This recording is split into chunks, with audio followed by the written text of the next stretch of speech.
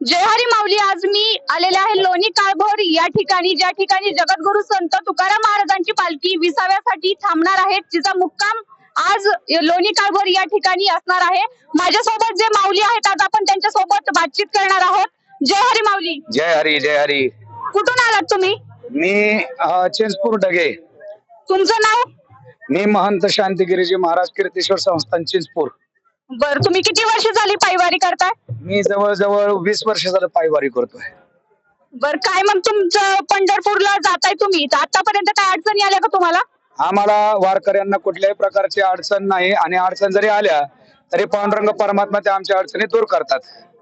बर, तुमच्या सोबत जे संपूर्ण जे माऊली आहेत ते किती वर्ष झालं तुमच्या सोबत येतात?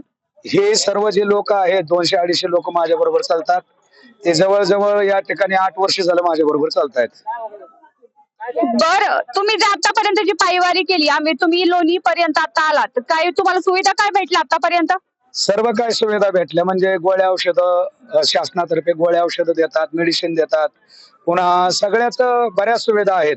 खाऊ वाटप करतात आणि सगळ्या पिशव्या वगैरे पण देतात, जर्किन देतात. पावसा पाण्याची सगळी सुविधा या ठिकाणी पुणेकर लोकांनी आमची या ठिकाणी केलेली आहे. बरं, आता पंढरपूरला चाललाय, विठुरायाचं दर्शन घ्यायला चाललाय, मग काय साकडे काय घालणार विठुरायाला? विठुरायाकडे एकच प्रार्थना आहे की आमच्या सर्व वारकऱ्यांना फक्त तुझं एकदा दर्शन मरण्यापूर्वी व्हावं, एवढीच माझी अपेक्षा भगवंताकडे साकडं आहे.